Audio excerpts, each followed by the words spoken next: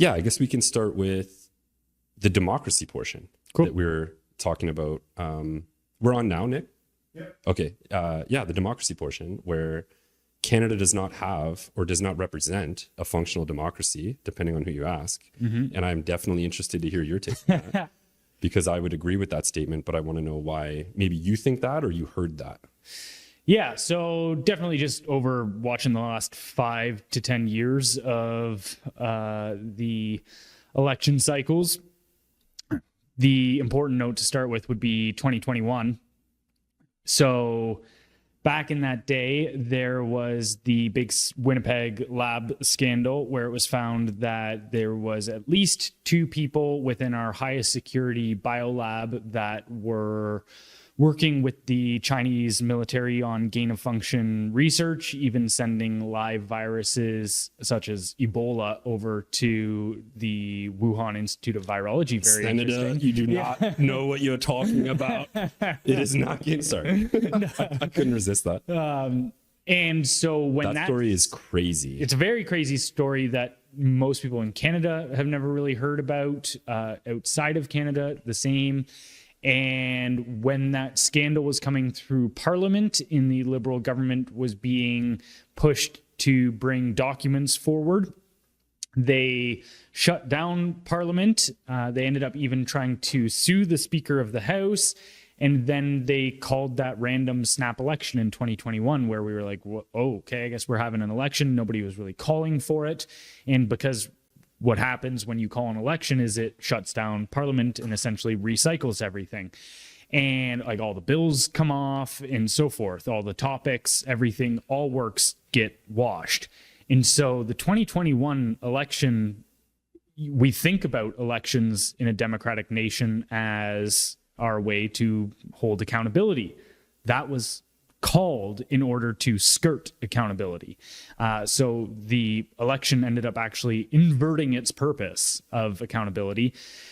And then you fast forward to 2024 of October is when the Green Slush Fund started being exposed, where the Liberals were using the Sustainable Development Technologies Canada to shovel money into Liberal-friendly businesses. The estimates are as high as $330 million out of the $1 billion annual budget were put into conflicts of interest, and not even following the proper protocols and paperwork, et cetera, for okaying these projects.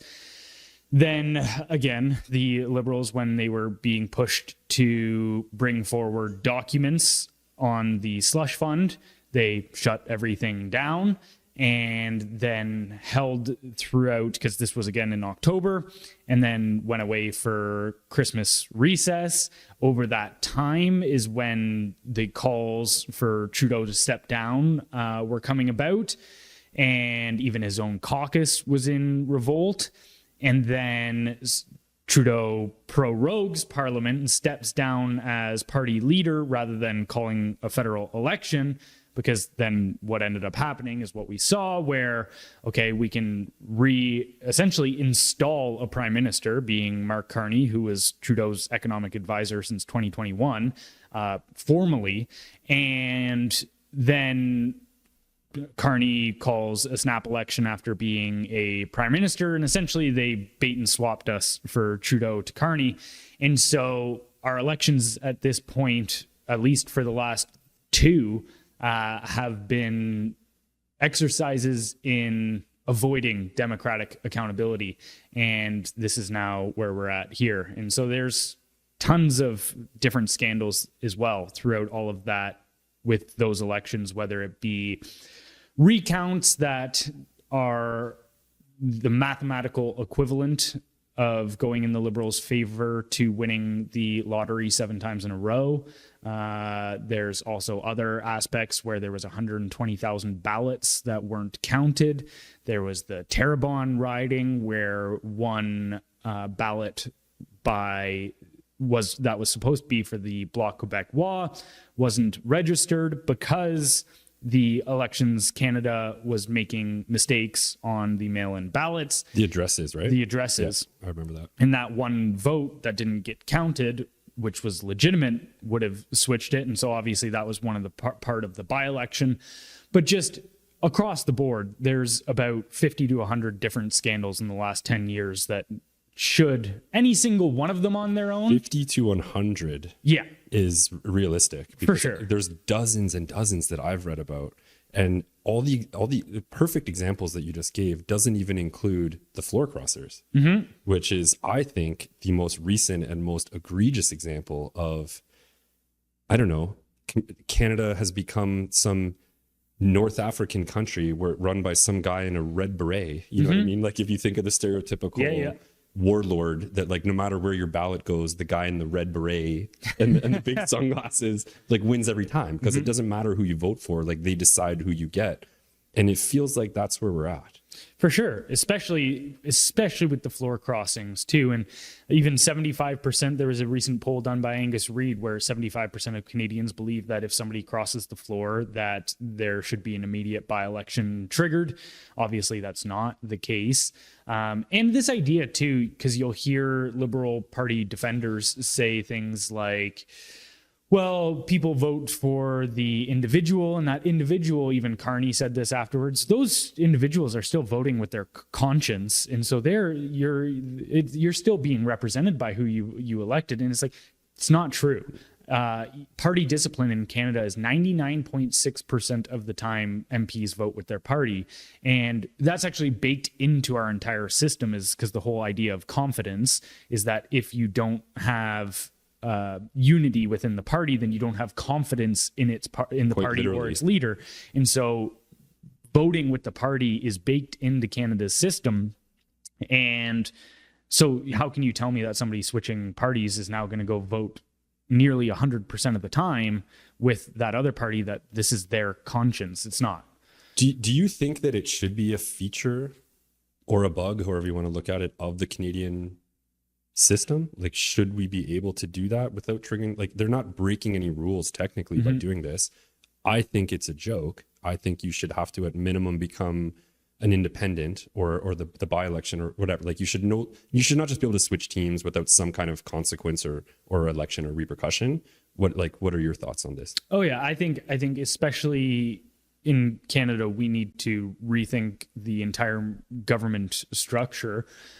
Even down to our charter is obviously isn't good enough. If what we watched over the last 5 years happened, even things like the Freedom Convoy, all right, they invoke the Emergencies Act to completely quash it. It's deemed unconstitutional. Nothing happens.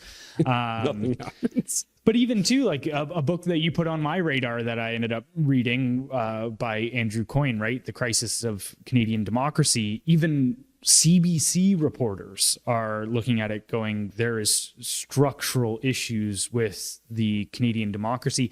And it doesn't even, to me, that issue isn't partisan, because it even comes down to elections. So for instance, we all think that our votes all count equally. Well, if I'm voting in a riding that has 300,000 people, then my vote is worth 1 in 300,000. If I live in a riding where there's 10,000 people, then my vote is 1 in 10,000. And so it's completely off weighted depending where you are. And so that's why I think, at least I am a little bit of a realist in the sense where I think this is how democracy actually functions. I think it always has been this way. I think things have always been extremely shady.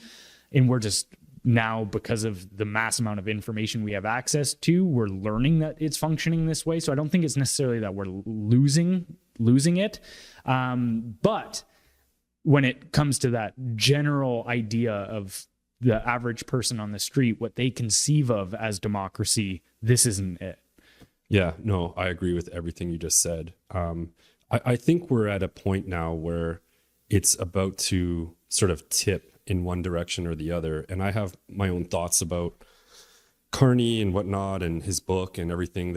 We're run by a central banker who believes in digital currencies and the places that can go, and how we're cozying up to China at a rate that's kind of unprecedented.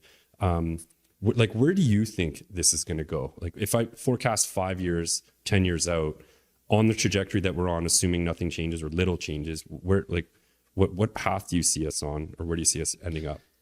Well, I think geopolitically, just around the entire world, we're seeing lines reshifted because, forgive me while I do about 100-year history here. Before World War II, it was a multipolar world. There was many different superpowers that no one superpower could rule them all, to say, right? It was, you'd have your Frances, your UK, your Russia, and so on. Japan at that time as well, America. And so power on a global scale was dispersed between many different actors. After World War II, we entered a bipolar world between America and the Soviet Union. You had two major empires on the world stage, and all other nations fell under essentially the authority of one of those. It was pick a side, or who were on the same side at that time, by the way, for those who don't recall history or watch the standing ovation of the Ukrainian Nazi not realizing that Russia and US were on the same team in that war. And that's actually why I think, too, America decided to, and this is just pure speculation on my end, but I think that was part of the calculation when it came to dropping the atomic bombs on Japan, was looking at it going like, we want to send a message to the people we know that we're about to take an adversarial stance across and be like, we are still the big dogs. But then after the fall of the Soviet Union in 1991, we entered a unipolar moment for the first time in human history, where there was just one superpower, America, on the world stage, that could essentially dictate whatever they wanted in terms of foreign policy. There was nobody powerful enough to stand up to them until China started escalating, and then they started to challenge essentially American hegemony on a global scale.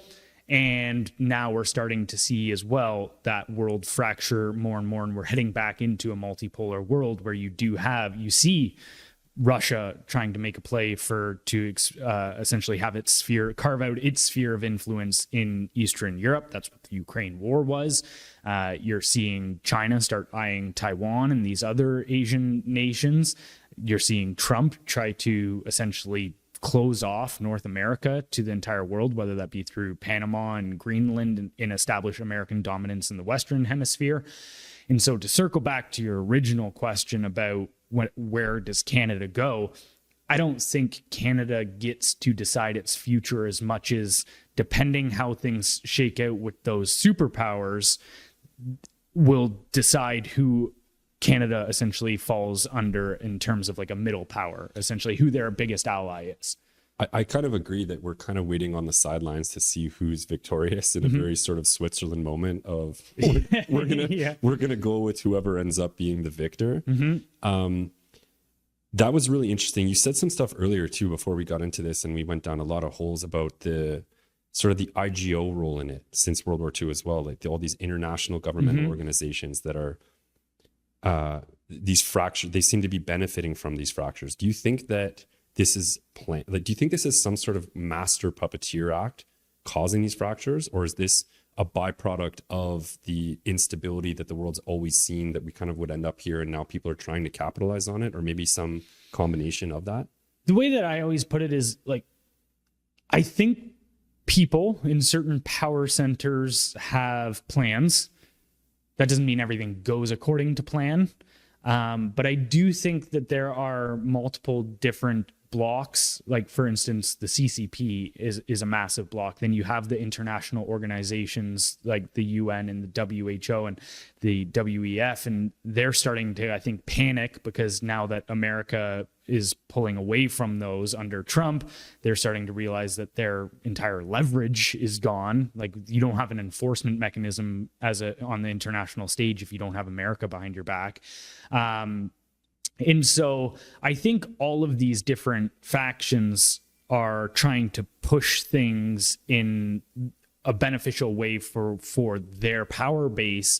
But what we see unfold in reality is like essentially the sum total. If they're on the opposite side of the equal sign with all of the different the mathematical equations, then what we see and what we think of as reality is on the other side of this, is all of these different plays coming together, and that's what we see as largely feels like chaos. Yeah, definitely since 2020. I don't think I woke up to much of, if not really any of this, and the role that Canada had or any of these other powers that you mentioned until the seams started to go in 2020, at least working in the intelligence environment and kind of seeing that a lot of the things that were going on didn't make any sense logically or sort of practically. Why are we doing these decisions? They don't really seem to benefit the country. And then it's like, oh, of course, it was never meant to. It's meant to benefit the few who are able to sort of enforce them. And like full tinfoil hat, you know what I mean? The Hong Kong protests in 2019, all of a sudden there's a huge virus that makes the whole country, like there's so many things, there's so many threads to tug on. It's almost sort of a never ending rabbit hole of conspiracy theory nonsense. And like one of my favorite sayings is the difference between a conspiracy theory and the truth is about 6 months. Yeah. So now we're looking at this Iran situation and all of the supply chain implications of that. There's countries in Asia, Europe, sort of all over I'm sure parts of Africa, I can't name any specifically, but now they're rationing gasoline and oil because the supply has been severely diminished. Like, where do you see this going? And is this part of the overall sort of plan, or is this just another byproduct of this chaos? No, I think it's a byproduct of chaos mostly. Like, for instance, I think that the green energy and the net zero push was a psyop by China on Western nations, because if you look at China, they're completely dependent. Like, they've got, yes, they do produce power through solar, through wind. They're going on that push. Even too, they're building more and more coal plants. But if you look at from a nation building and a nation strategic geopolitical scale, there's certain things that are highly important, and one of those is energy. And so if you could weaken these other nations by getting them to essentially commit energy suicide, then that's massively beneficial if you're China. But I do think that we are now being forced into a world where these countries realize that it's not practical. The EV stuff and the solar and wind, it's not going to be enough to power your manufacturing base if you need to create tanks to roll off to, because where more and more conflict is happening. And so I think reality is going to smack a lot of those delusional policies in the face. That doesn't mean I don't think that the people in charge might be unhappy that those things are going that way. But I do think that they are going to be forced to correct course for sure.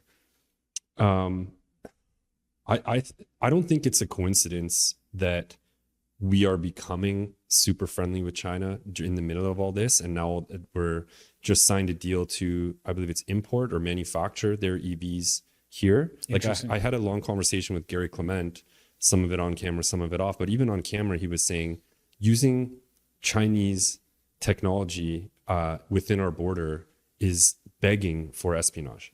Like, there's no way that these devices are going to come here with the super advanced tech and everything that goes into an EV, like Tesla, for example, you know what I mean? And the ones that are coming out of China are just as, if not more advanced and even more affordable to appeal to more people. We're going to be sitting around, driving around in literal spy boxes, you know what I mean? They're probably listening to everything we say, and coming from an intelligence background that breeds a certain level of paranoia for me, especially from the cyber side. Like, I do not see a way that this goes well for Canadians. And it's really hard for me as a rational adult to identify anything other than sort of malice behind these decisions. Like, how many mistakes can someone make in a row with a policy or an idea until it becomes, okay, I don't think this person has our best interest in mind. There's something more to this. And I don't know exactly what your thoughts are on all that, but I become more and more sort of weary and skeptical and paranoid sort of by the day as this stuff goes on. I don't think it's a good idea to bring Chinese EVs here, not because, you know what I mean, of Chinese technology is any inferior. I think it's actually probably arguably better, maybe, to some of the stuff I've seen. I think it's BYD is the company that makes that makes sense. Like, they're amazing from what I've heard. So it's not that I'm trying to crush Chinese tech. It's like, I just don't think it's a good plan to bring it here.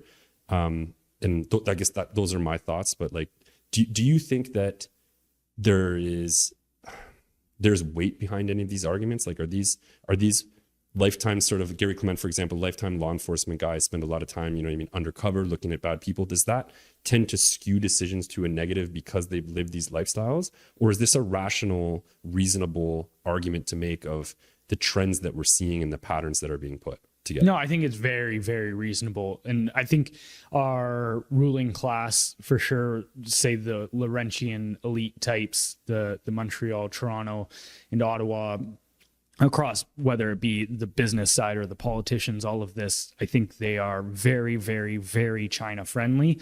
They have been, especially on the political front, back to about the 70s, but especially in the 90s, the Canadian businesses started going very heavily into the Chinese market. And we've always been opening ourselves up. Even back in the 90s, there was the very controversial Sidewinder report where CSIS and the RCMP collaborated and agreed that, yes, China is using every inch of business that we give them in order to create more and more geopolitical leverage over Canada and essentially play a long game over the decades to have more and more influence. Mao even once said, we've now got a friend in America's backyard. That's what they've always looked at it as for China. He was referring to Trudeau's dad. Yeah. Yeah. But he was also just talking about Canada in general, that Canada is now very friendly. And that was obviously happened under Pierre Trudeau led the charge on that. I believe Canada was the first under Pierre Trudeau to recognize the PRC as a legitimate government in the world. And so I think these are very, very reasonable, especially when you take into consideration China's motives. They openly state that they want to be the dominant world superpower by 2049. They look at what happened throughout the 1800s with, say, Britain taking control of places like Hong Kong and the Opium Wars, and that devastated China back in the day. They look at this as a way to essentially get payback on the West for the embarrassment that we put China through in the 1800s. And so I don't think that any of this is just general economic calculus in terms of, oh, it's good for business, it's good for your business, and blah, blah, blah. I think there is, on the opposite end, especially coming from China, I think there's a very strategic purpose for all of it. And it crosses the aisle too. It's often, at least portrayed by, I shouldn't say often, but I've seen it portrayed many times as a liberal issue. But this crosses, like, we've had a couple conservative governments that have done as much or more, in their ability, like under Harper, for instance, to reduce barriers, in trade and making business more appetizing here for them. And the more and more that I read about this and how many names keep being redacted from all these reports of folks that are insiders that are directly benefiting from this and then asking to expose it, like CSIS, I think it was Sidewinder report that CSIS made that had sort of embarrassed Ottawa and was essentially buried. And then the Cullen Commission, I believe, was after that. And it's time after time people, and the folks at CSIS, as much as I may have brought up some of their deficits in the past on different podcasts, especially with Gary, but a lot of the folks there are doing like really good work, and they're sort of doing it with handcuffs on, because the moment they sort of, their intelligence gathering and their expertise, quite literally, in what they're best at doing is exposing some of these loopholes that are being exploited and the individuals responsible, they're just muzzled, and then nothing comes of it. And it's like, well, why are we doing this? Why do these organizations exist if to just do nothing and then more or less embarrass the people that release it, and then they kind of have to quietly resign or take a payout and kind of go away? This has happened multiple times over the last couple decades.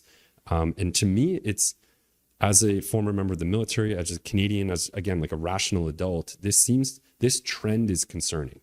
And finding your channel and meeting you and John last year and doing your show, like, super inspired me to come out and say the things that I did on your show and then now since then. So thank you very much for that. It was really cool to sort of relive this last year, kind of on my own side of the camera. Maybe I'm rambling a little bit here. No. But I agree with everything you just said, and your ability to recall details is impressive. And it just seems like there's way too many things going on at the same time for this to be a coincidence. And I don't really know how we sort of steer out of it other than identifying it and trying to find some level of accountability. Do you think there will be any, like going back to the Winnipeg lab incident, like the stuff just goes away and nobody really ends up going to jail. Nobody ends up losing their job. There's like really nobody ends up doing really anything negative, minus the people who actually did the work and then are sort of quietly told to leave and then their careers kind of destroyed. Do you think we'll see accountability? Do you think this is ever going to see daylight? I don't think we'll ever see accountability in the sense that we want to see accountability. Like the amount that I know about the Canadian political class at this point, like nothing would ever feel truly justified until I see people behind bars. I don't think that's going to happen, though. I don't think that's very realistic, but that's my level of accountability. Is like I could probably 50 to 100 names off the top of my head of these people deserve to be in jail. Mine too. That's where I go with that. But on the other side, I don't think our trajectory is set in stone, because even as I was mentioning, and I don't think this is a certainty, but let's say America is successful in carving out the North American hemisphere and nothing happens on this side of the world, essentially going back to the Monroe Doctrine, which was pre-World War I area, which that was like official American establishment of, we have a line that we do not cross. We don't get involved at all in your foreign conflicts. But you come across this line and start messing with things over here, like we're going to get pretty forceful pretty quickly. And so if they reestablish that doctrine and take complete control over North America, let's say they do end up making a move on Greenland and you have all of these shipping routes, then at that point, who Canada wants to trade with isn't really up for debate. It's who does America allow us to trade with, because even as you're seeing it right now with, say, the Strait of Hormuz, right? If Iran or America, now they're both trying to close it down and stuff, but they can make a point. If you control that geographical area, you go, it doesn't matter whether China wants oil from a Middle Eastern country or not. If you can't get it through this area, you don't get it. And so I think something similar could happen in North America when it comes to Canada. And so, yeah, our class definitely wants to get cozier and cozier with China. But if America can seal this off and just go, no, you don't, then we don't have a choice. And so that's maybe a silver lining, is that maybe our hand will just get forced. Forced in what way?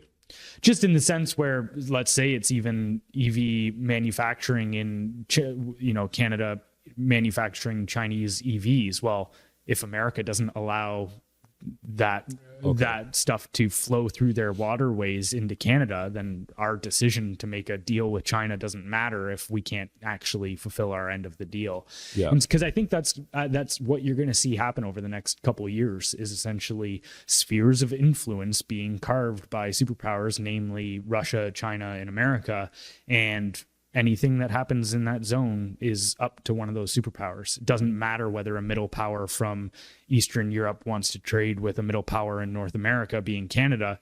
It's whether America or Russia will let it happen. And so that's the way the world has always worked up until the international level after post World War II, where we did kind of try to globalize everything, but we're very much reverting from that. And so I think we're going back to the old ways.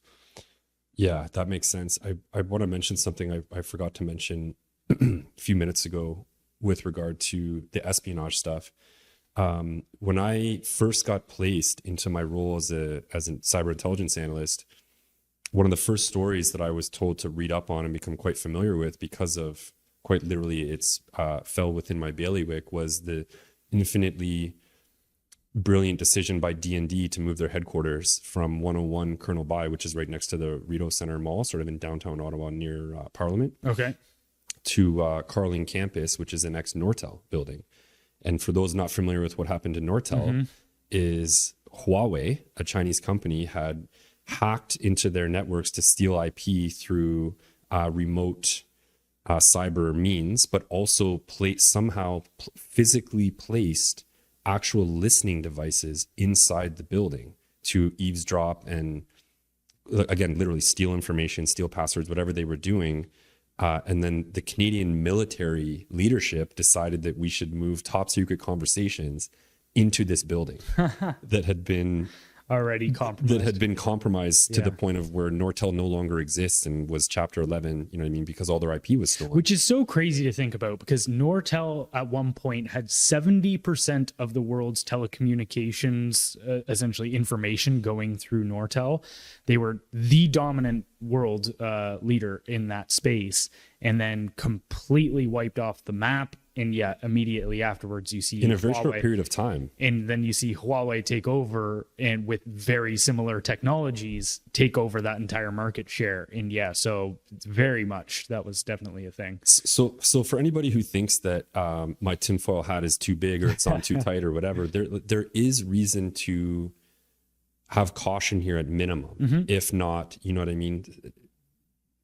Be very aware of and prepare for nefarious intent, because it's already been done. And the best predictor of future behavior is past behavior. Right. It's the entire basis of our legal system. You know what I mean? When someone is accused of a crime, one of the first things that the attorney will do on the prosecuting side is bring up the criminal, if there is one past of this person. They've done X number of break-and-enters before, and they're being charged and, you know what I mean, in court for break-and-enter. It's like, well, there's 11 convictions in the past, you know what I mean? So maybe this is not more than it seems, and this is exactly what it looks like. So nothing is universally true. I don't accept anything like that at face value. There's always nuance and gray, but these are huge events that sort of shaped my understanding, and essentially the way that, and part of my career too in the intelligence space, as I went into the cyber realm of reading and learning about how much effect a country could have without having to physically place anything, without ever even setting foot in that country, just using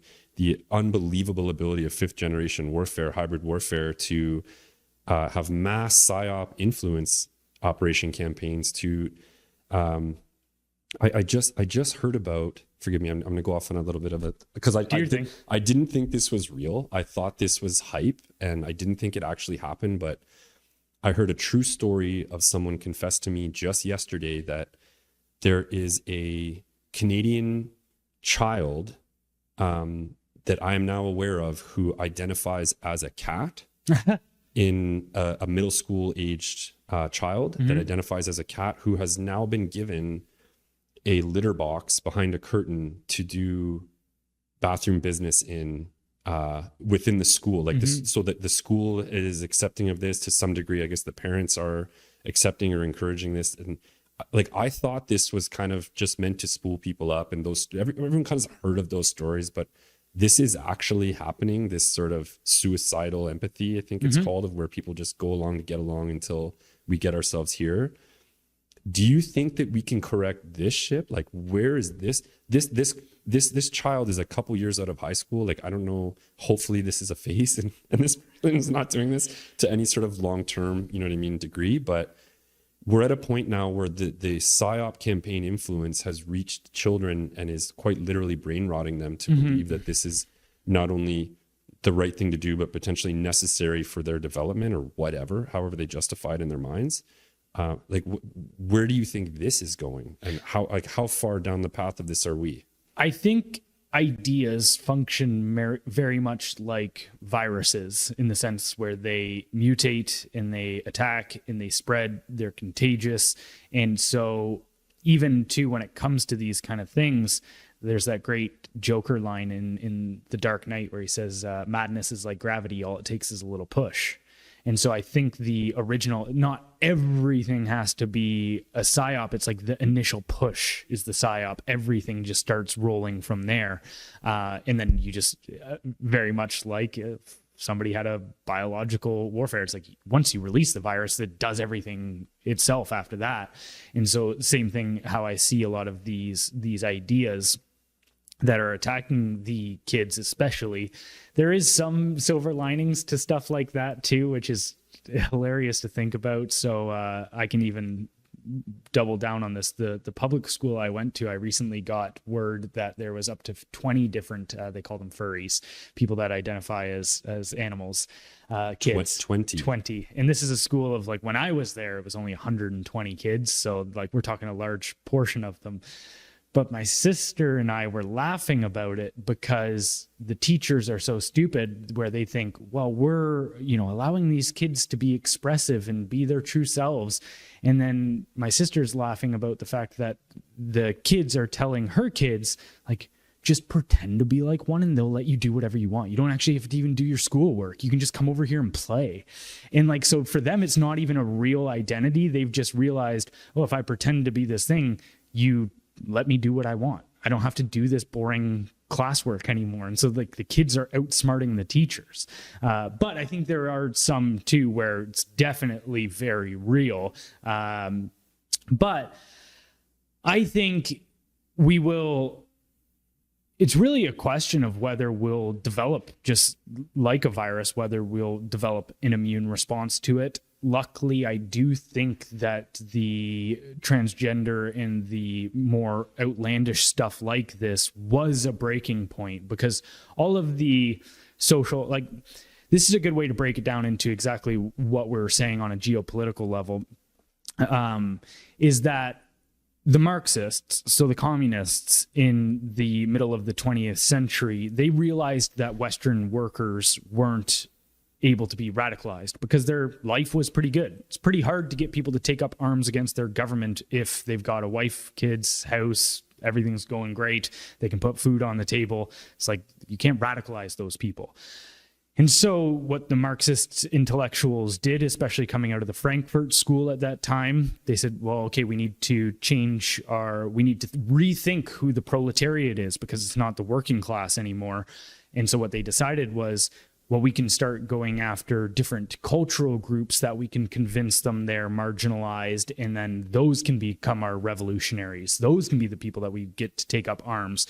And so that's when you see so much, like even the Black Panther movement down in the States was led largely, there was multiple leaders, but you had figures like Angela Davis, who was being mentored by Herbert Marcuse, who was one of the guys that was coming up of that concept of we need a new proletariat. And so all of these different social groups, whether it be the trans stuff, whether it be the BLM stuff, whether it be the feminist movement in the late 2000s, early 2000s, all of this stuff was very much like Marxist fuel for revolutions. And I think the transgender push was the breaking line for a lot of people. Like, you go talk to the average person now, they do understand, even if they're not courageous enough to speak up against it, if you get them in private, the average person is like, this is insane. So I do think that is a good aspect of that. We've kind of broken that line of what people will accept. Whether they will say they don't accept it, that's another question. Yeah, there definitely needs to be more folks willing to not necessarily speak out, but at least have their voice heard amongst their small community. Because like, that's where the change will be affected. If parents start, having these conversations, and then community groups having these conversations, and then towns are getting, like, all those, it has to start somewhere. So another thing I wanted to bring up that I think is relevant here too is the gun grab stuff here. That's got, so I had a conversation with a career RCMP guy, 20 years in kind of thing. And I had to ask him, what's your take? You know what I mean? As like, you guys are the ones in theory that are expected to go kind of door to door to be collecting roughly 2 million guns from Canadians. Like, it's logistically, it's an absolute gong show. I don't know how or when this is going to happen, but it seems kind of like a joke. But the morale or the interpretation of this by the uniform members that are going to be expected to do this is like it's absolutely horrifying. Like, they all think it's insane. Almost none of them agree, like, according to my source, right? So this is, again, take this for what it's worth, but a career person with lots of time in, who knows many people in the service. And it's like, But when I pose the question, how many of these members are willing to say something? You know what I mean? Who's willing to push back or say, you know what I mean? Kind of, sir, no one in my platoon, no one in this detachment, whatever, is going to be going along with this. We all think this is kind of a joke. It's about zero. So you have this massive wave of people pushing back who don't believe in this, think it's criminally inept and has no traction and shouldn't be actioned by any stretch of the imagination, but are willing to still do it for fear of being part of the out group, you know what I mean? Or career implications, or obviously financial implications that come with that.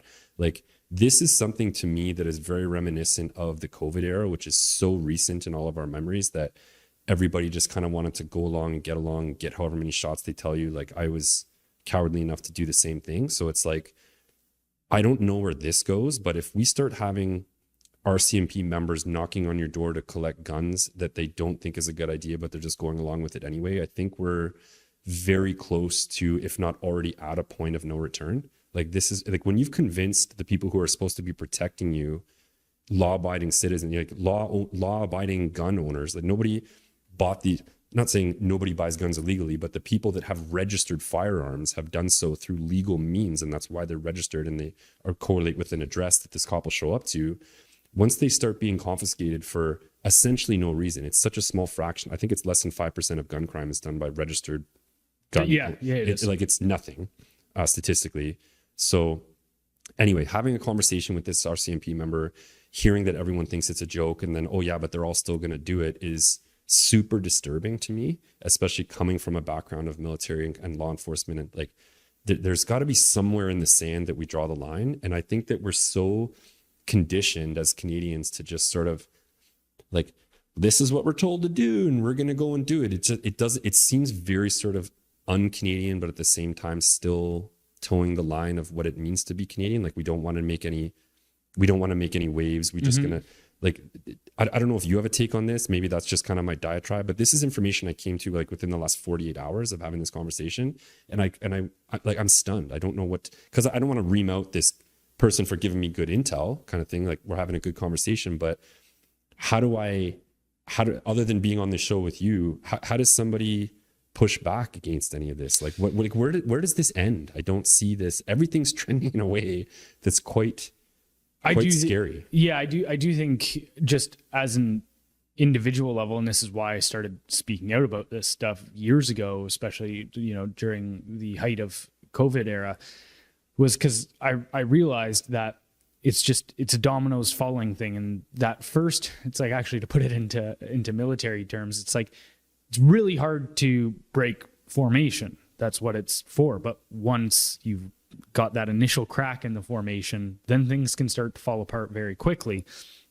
And so that's where I look at it, where you've got people that are solidified into these positions where, yeah, okay, it's my career. I've got my pension coming up in five months, and nobody wants to be that first person to take that hit. But then all it takes is for one person to essentially crack that formation, and then things do start to go from there. But it's who's going to be the first is the big question. And like, even on a personal level with friends and family, like, I've had people come up to me now say, like, even if we're just having dinner with somebody, I'm more comfortable saying I think something is wrong now, whatever, just because I've been able to see you do it. And these aren't even conversations I'm having with those people saying, like, you need to stick up for your beliefs more, but they just see me stick up for what I believe and then are more inspired to do so.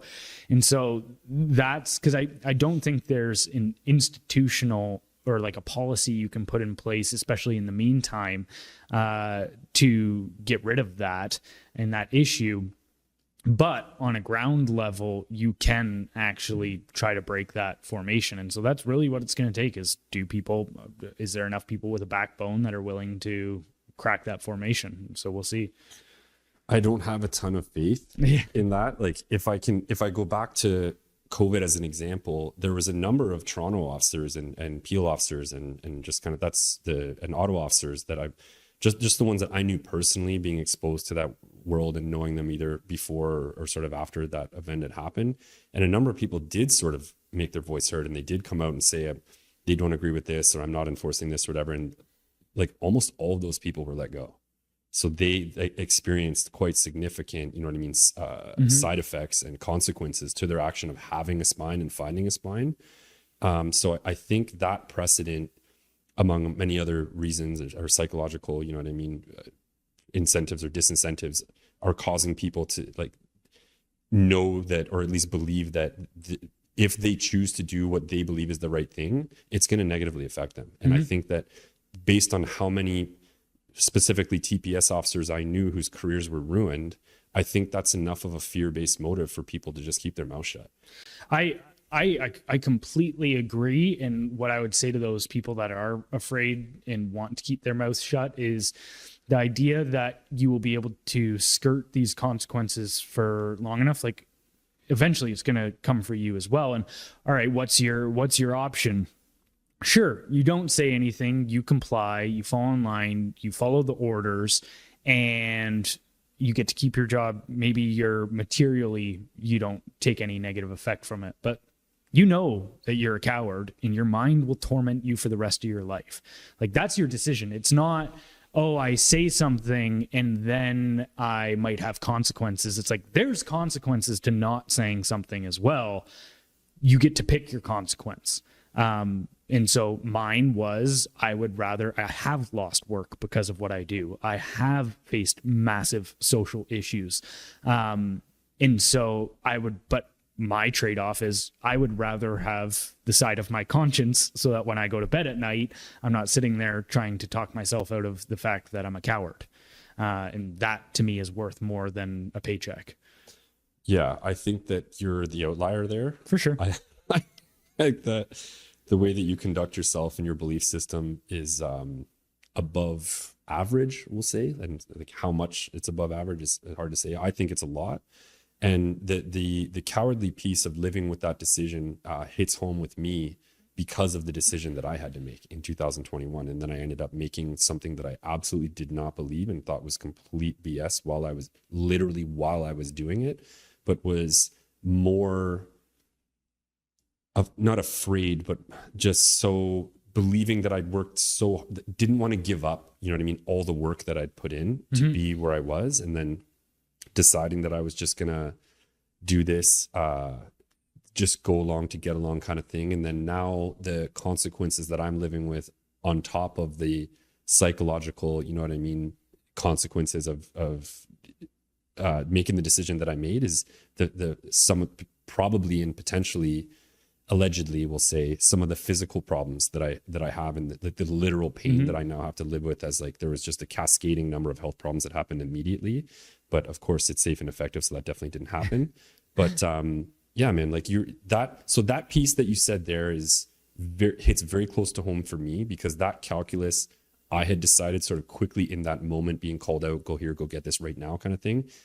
I hadn't really done any of that. It was more of just like, well, looking around a room of everybody doing it, like you have to do this thing now. So, and hey, it's the same boat for me in the sense where I got the first shot and it was because of social pressure.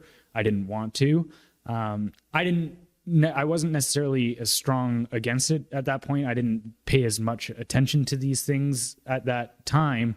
But I was just coming at it from the aspect of, I didn't feel one way or another about the shot itself, but I just thought, I'm very healthy. I'm an endurance runner. My cardiovascular system is like 99th percentile. I'm not afraid of a cold, essentially, at this point. So even if this thing is safe and effective, it's safe and effective for something I don't need. And so that was where my mind was at. But I did cave to the social pressure.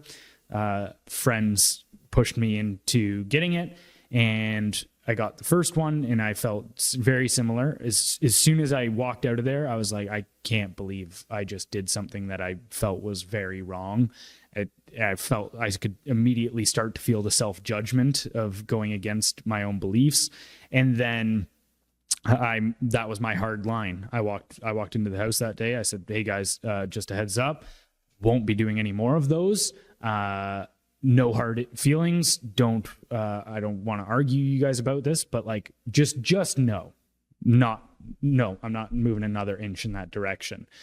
and they received it well. Like, we didn't have any major blowups.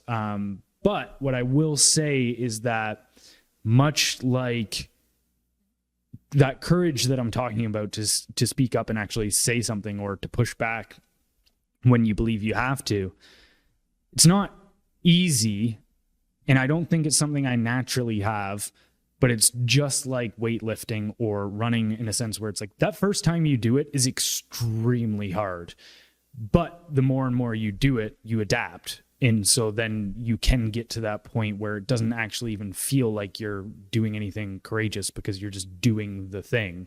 And so it's very much like that. It's not that first decision to speak out or to speak your mind is definitely the hardest. It's that first time you try to put up that barbell, it's going to be the hardest. But every time you go back after that, there's little progress. Yeah, that's actually a great way of looking at it. And then you quite literally build up the tissue through that behavior to make that decision easier next time. Literally. So your willpower, there's a center in your brain, and I'm not a neuroscientist, so I can't name it, but I've heard even Huberman talk about this, that as you do things that you don't want to do, and they have to be things that you genuinely don't want to do, but that portion of your brain actually grows. That is associated with willpower. And so it's like that, you can just look at it like exercising, the courageous aspect of just going like, okay, I'm gonna make one move today in the positive direction, and then eventually you can get to the point where you're doing the things that are actually beneficial. Huberman is so good. Great. That I know exactly what I think I listened to the exact show that you're talking about, and he's so good at giving advice and breaking it down. Man, we got an hour already. Wow. That was crazy. That flew. Yeah. I didn't even, so Liam DeBoer, by the way. Oh, it's my first time. Don't hold it against me. But man, it's always entertaining to talk to you. You have such nuanced and well thought and well researched opinions. I love watching your stuff online. I watch it all the time. In case anyone hasn't seen you or heard of you or whatever, like, where can they find you? Where can they see more of the interesting ideas and concepts that you elaborate on? So Jonathan Harvey and myself run Blender News, which is very Canada focused. You can find us on pretty much any platform for that. Our weekly podcasts can be found on Spotify under the Blender Report, BLENDR. And then on the personal, more philosophy, psychology side of things, the stuff that doesn't fit necessarily into the day-to-day news, that I do through Liam Out Loud. Same thing on pretty much any channels. You can find me there, Liam Out Loud. Instagram, Facebook. Yeah, okay. Instagram, Facebook, X, Substack, YouTube. Right, anywhere you can find content, I find a way to put mine on there. So. Attaboy. Yeah, no, but like, formally, I said it before, I just want to say it again. Like, thank you for inspiring, like, it's kind of like what you just said, like, where it just takes that one step in that direction, which was appearing on your show, basically, for me. And then you asking wicked questions that allowed me to sort of ramble on for close to an hour or whatever it was of all the things that I'd seen. There's still a ton more to unpack there, and we can definitely do this again. But you and John inspired me to do this. And I'm forever thankful and grateful, because it's really cool to watch people that you know sort of personally, like, we were sort of friends-ish before we did anything kind of quote unquote professionally. And it's like, man, this is such a good idea, and more people need to do that. Not necessarily speak out on podcasts, but just have these conversations. And I'm, again, man, super grateful and thankful, and love what you guys do. And that's the reason I'm here. So, well, thank you for doing what you do. 'Cause again, that's part of the mission, is getting, again, not necessarily getting people to start podcasts or whatever, but just feeling more comfortable to stand their ground and not even necessarily have to go on the offense, but just say, I'm not giving another inch. And so that means a lot to know that hit home, and that's at least worked in one direction. So thank you. Yes, sir. Thank you very much, man. Thank you. Cheers.